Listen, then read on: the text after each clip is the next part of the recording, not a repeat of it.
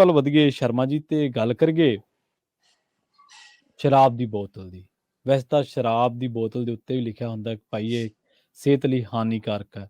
ਪਰ ਤੁਹਾਨੂੰ ਪਤਾ ਹੈ ਕਈ ਵਾਰੀ ਮੁੱਖ ਮੰਤਰੀ ਇੱਥੇ ਇਹੋ ਜਿਹੇ ਵੀ ਬਿਆਨ ਦਿੰਦੇ ਵੇਖੇ ਹੈ, ਜਿਹੜੇ ਕਹਿੰਦੇ ਸਾਡਾ ਤਾਂ ਕੰਮ ਹੀ ਸ਼ਰਾਬ ਵੇਚਣ ਨਾਲ ਚੱਲਦਾ ਹੈ। ਕਰੋਨਾ ਤੋਂ ਢਿੱਲ ਦੇਣੀ ਪੈਣੀ ਕਿਉਂਕਿ ਸ਼ਰਾਬ ਤੋਂ ਮਾਲੀਆ ਆਉਂਦਾ। ਆਪਾਂ ਇਹਨਾਂ ਬਿਲਕੁਲ ਇਹ ਵੀ ਖਬਰਾਂ ਆਪਾਂ ਸੁਣੀਆਂ, ਬਿਆਨਾਂ ਤੇ ਚਰਚਾ ਵੀ ਹੋਈ। ਹੁਣ ਇਸੇ ਤਰ੍ਹਾਂ ਇੱਕ ਖਬਰ ਲਗਾਤਾਰ ਵਾਇਰਲ ਹੋ ਰਹੀ ਹੈ ਕਿ ਹੁਣ ਸ਼ਰਾਬ ਦੀਆਂ ਬੋਤਲਾਂ ਤੇ ਵੀ ਬਦਲਾਅ ਤਾਂ ਇਸ ਸੰਦਰਭ ਦੇ ਵਿੱਚ ਕਹਿਣੇ ਆਪਾਂ, ਜਦੋਂ ਆਮ ਆਦਮੀ ਪਾਰਟੀ ਬਾਰੇ ਲੋਕ ਤੰਜ਼ ਦੇ ਵਿੱਚ ਵੀ ਗੱਲ ਕਰਦੇ ਆ, ਅਗਲਾ ਕਹਿੰਦਾ ਬਲਦਾ ਕੇ ਬਦਲਾ, ਪਰ ਹੁਣ ਇਹ ਹਾਂ ਪੂਰਾ ਮਸਲਾ ਹੈ। ਬਿਲਕੁਲ ਪ੍ਰਵੀਨ ਜੀ, ਪੰਜਾਬ 'ਚ ਸ਼ਰਾਬ ਦੀਆਂ ਬੋਤਲਾਂ 'ਚ ਵੀ ਬਦਲਾਅ ਨਜ਼ਰ ਆਉਣ ਲੱਗਿਆ। ਹੁਣ ਬੋਤਲਾਂ ਬੋਲਣ ਲੱਗ ਪਈਆਂ ਤੇ ਉਹ ਇਸ ਕਜ਼ਰ ਮਤਲਬ ਕਿ ਹਵਾਲਾ ਦਿੱਤਾ ਜਾ ਰਿਹਾ ਕਿ ਹੁਣ ਤੁਸੀਂ ਬੋਤਲ ਨੂੰ ਜੇ ਪੁੱਛੋਗੇ ਕਿ ਭਾਈ ਤੂੰ ਕਿੱਥੇ ਜੰਮੀ, ਕਿੱਥੇ ਪਲੀ, ਹਾਂਜੀ ਕਿੰਨੀ ਤੇਰੀ ਉਮਰ ਹੋ ਗਈ, ਕੌਣ ਤੇਰੇ ਮਾਂ-ਬਾਪ, ਕਿਹੜੇ ਤੈਨੂੰ ਪੜ੍ਹਾਉਣ ਲਿਖਾਉਣ ਵਾਲੇ, ਕਿਹਨਾਂ ਨੇ ਤੈਨੂੰ ਇਸ ਸ਼ੀਸ਼ੀ 'ਚ ਬੰਦ ਕੀਤਾ, ਕਿਹਨੇ ਢੱਕਣ ਲਾਇਆ, ਸਾਰਾ ਕੁਝ ਬੋਤਲ ਆਪੇ ਬੋਲ ਕੇ ਦੱਸੂ। ਸੋ ਬੋਤਲ ਦਾ ਬਾਇਓਡਾਟਾ ਹੁਣ ਬੋਤਲ ਤੋਂ ਪੁੱਛਿਆ ਜਾ ਸਕਦਾ। ਕਹਿੰਦੇ ਜੀ ਇਹ ਬਦਲਾਅ ਆ ਗਿਆ। ਜੀ ਤੁਹਾਡੇ ਧਿਆਨ 'ਚ ਹੋਣਾ ਕਿ ਨਵਜੋਤ ਸਿੱਧੂ ਹੋਰੀ ਬੜੀਆਂ ਪ੍ਰੈਸ ਕਾਨਫਰੰਸਾਂ ਕਰਦੇ ਹੁੰਦੇ ਸੀ ਆਖਰੀ ਦਿਨਾਂ 'ਚ ਚੋਣਾਂ ਤੋਂ ਪਹਿਲਾਂ ਕਿ ਜੀ ਟਰੱਕਾਂ ਦਾ ਰੰਗ ਪੀਲਾ ਕਰ ਦਿਓ, ਜਿਹੜੇ ਰੇਤ ਢੋਂਦੇ ਨੇ ਉਹਨਾਂ ਦੇ ਉੱਤੇ ਇੱਕ ਬਾਰਕੋਡ ਲਾ ਦਿਓ, ਉਹਨਾਂ ਨੂੰ GPS ਨਾਲ ਜੋੜ ਦਿਓ ਤਾਂ ਕਿ ਰੇਤ ਮਾਫੀ ਨੂੰ ਕੰਟਰੋਲ ਹੋ ਜੂ। ਇਸੇ ਤਰ੍ਹਾਂ ਹਰ ਸ਼ਰਾਬ ਦੀ ਬੋਤਲ ਦੇ ਇੱਕ ਕਹਿੰਦੇ QR ਕੋਡ ਜਾਂ ਲਾ ਦਿਓ ਤਾਂ ਕਿ ਉਹ ਬੋਤਲ ਪਤਾ ਲੱਗ ਸਕੇ ਕਿ ਕਿੱਥੇ ਹੈ, ਕਿੱਥੇ ਪਹੁੰਚ ਰਹੀ ਹੈ, ਕਿੱਥੋਂ ਆਈ ਹੈ।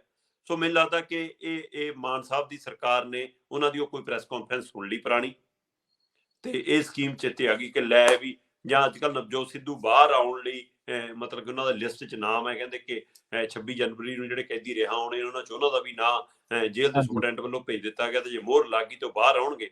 ਪਰ ਹੁਣ ਕੀ ਉਹ ਕੇਜਰੀਵਾਲ ਦੀ ਮਿਹਰਬਾਨੀ ਨਾਲ ਬਾਹਰ ਆ ਰਹੇ ਨੇ ਜਾਂ ਆਪਣੇ ਵਿਵਹਾਰ ਦੇ ਨਾਤੇ ਬਾਹਰ ਆ ਰਹੇ ਨੇ, ਇਹਦੇ ਵੀ ਜੀ ਰਾਜਨੀਤਿਕ ਮਾਇਨੇ ਬਹੁਤ ਵਿਚਾਰੇ ਜਾ ਰਹੇ ਨੇ।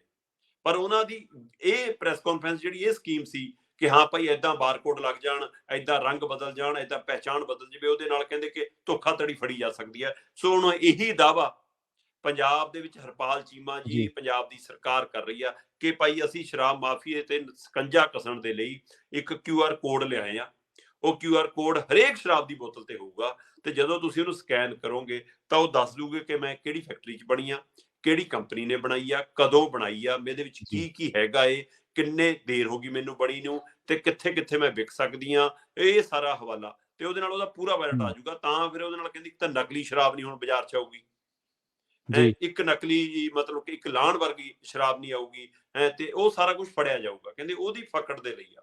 ਪਰ ਪ੍ਰਵੀਨ ਜੀ, ਨੋਟ ਤੋਂ ਵੱਧ ਕੋਈ ਚੀਜ਼ ਸੁਰੱਖਿਅਤ ਨਹੀਂ ਹੋ ਸਕਦੀ ਤੇ ਸਾਡੇ ਦੇਸ਼ 'ਚ ਆਪਾਂ ਨੋਟਬੰਦੀ ਤੋਂ ਬਾਅਦ ਵੀ ਹੂੰ ਜਿੰਨੇ ਘਟੀਆ ਨੋਟ ਸਰਕਾਰੀ ਛਪਦੇ ਨੇ ਤੇ ਉਹਦੇ ਹੂੰ ਬਰਾਬਰ ਹੀ ਨਕਲੀ ਨੋਟ ਦੇ ਨਾਲੋਂ ਵਧੀਆ ਕੁਆਲਿਟੀ ਦੇ ਵੀ ਛਪ ਕੇ ਵੰਡੀ ਜਾਂਦੇ ਨੇ। ਹਾਂਜੀ ਸੋ ਅਸਲੀ ਗਵਰਨਰ ਦੇ ਦਸਤਖਤਾਂ ਵਾਲਾ ਅਸਲੀ ਨੋਟ, ਉਹਦੀ ਕਦੇ ਕਟਿੰਗ ਟੇਢੀ ਹੁੰਦੀ ਹੈ, ਕਦੇ ਫੋਟੋ ਥਾਂ ਬਦਲੀ ਹੁੰਦੀ ਹੈ, ਕਦੇ ਅੱਖਰ ਇੱਧਰ ਉੱਧਰ ਹੋਏ ਹੁੰਦੇ ਨੇ, ਕਦੇ ਉਹ ਟੇਢਾ ਮੇਢਾ ਹੁੰਦਾ, ਕਦੇ ਇੱਕ ਰੰਗ ਉੱਡ ਜਾਂਦਾ, ਕਿਸੇ ਦਾ ਕੋਈ ਧੋ ਕੇ ਖਰਾਬ ਹੋ ਜਾਂਦਾ। ਸੋ ਪਤਾ ਹੀ ਜੀ ਨਹੀਂ ਲੱਗਦਾ ਕਿ ਹਾਂ ਅਸਲੀ ਹੈ ਕਿ ਨਕਲੀ। ਤੇ ਕਈ ਵਾਰ ਉਹ 'ਚ ਨਕਲੀ ਨੋਟ ਅਜਿਹੇ ਫੜੇ ਜਾਂਦੇ ਨੇ ਜਿਹੜੇ ਅਸਲੀ ਨਾਲੋਂ ਵਧੀਆ ਕੁਆਲਿਟੀ ਵਾਲੇ ਦਿਖ ਰਹੇ ਹੁੰਦੇ ਨੇ।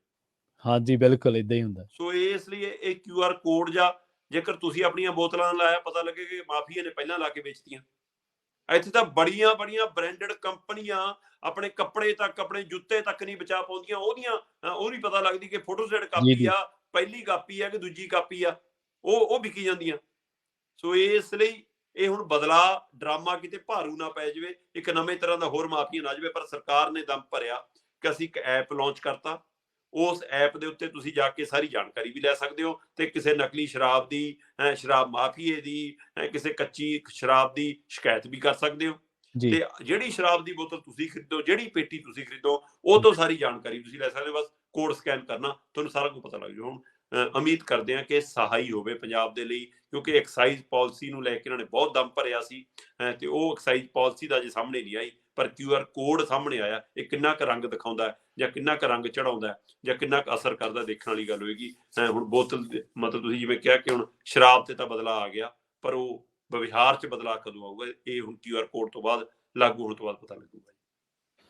ਕਾਸ਼ ਸ਼ਰਮਾ ਜੀ ਜਿਹੜੇ ਲਾਹਣ ਕੱਢ ਕੇ ਵੇਚਦੇ ਆ ਡਿਸਟਿਲਰੀਆਂ ਵਾਲੇ ਜਾਂ ਹੋਰ ਘਟੀਆ ਪੱਧਰ ਦੀ, ਉਹਨਾਂ ਨੂੰ ਪਛਾਣਨ ਵਾਲਾ ਵੀ ਕੋਈ ਕੋਡ ਆਵੇ। ਜਿਹੜੇ ਹੂੰ, ਹੂੰ। ਬਲੈਕ ਕਰਕੇ ਵੇਚਦੇ ਆ ਉਹਨਾਂ ਨੂੰ ਪਛਾਣਨ ਵਾਲਾ ਵੀ ਕੋਡ ਆਵੇ, ਹਾਂ, ਵੀ ਐਸਾ ਕੋਡ ਆਵੇ ਜਿਹੜਾ ਧਨਾਡਾ ਨੇ ਸ਼ਰਾਬ ਦੇ ਠੇਕੇ ਤਾਂ ਲਏ ਪਰ ਹਲੇ ਤੱਕ ਨਹੀਂ ਮੋੜਿਆ, ਖੜਾ ਨਹੀਂ ਵੈਸੇ ਉਹ ਬਣ ਗਿਆ ਉਹਦੀ ਗਵਰਨਮੈਂਟ। ਕੋਡ ਉੱਥੇ ਵੀ ਲਾ ਲੈਣ ਪ੍ਰਵੀਨ ਜੀ, ਜਿਹੜੀਆਂ ਸਾਡੀਆਂ ਮੋਟਰਾਂ ਚੋਂ ਟੂਟੀਆਂ ਜੀ ਜੀ ਚੋਂ ਜੀਰੇ ਸ਼ਰਾਬ ਵਾਲਾ ਪਾਣੀ ਨਿਕਲ ਰਿਹਾ, ਉਹ ਹਾਂਜੀ QR ਹਾਂਜੀ ਕੋਡ ਲਾ ਬਿਲਕੁਲ ਕੇ ਉਹਨਾਂ ਪਰ ਵੀ ਚੈੱਕ ਕਰ ਲਓ। ਜੀ ਜੀ। ਸੋ ਉੱਥੇ ਵੀ QR ਕੋਡ ਲੱਗਣਾ ਚਾਹੀਦਾ ਜਿਨ੍ਹਾਂ ਨੂੰ ਠੇਕੇ ਅਲਾਟ ਹੋਇਆ ਅਕਾਲੀ ਦਲ ਵੇਲੇ ਦੇ, ਪਰ ਹਲੇ ਤੱਕ ਬਿਲਕੁਲ। ਉਹਨਾਂ ਨੇ ਪੰਜਾਬ ਦੇ ਖਜ਼ਾਨੇ ਦੇ ਵਿੱਚ ਪੈਸਾ ਨਹੀਂ ਜਮ੍ਹਾਂ ਕਰਾਇਆ।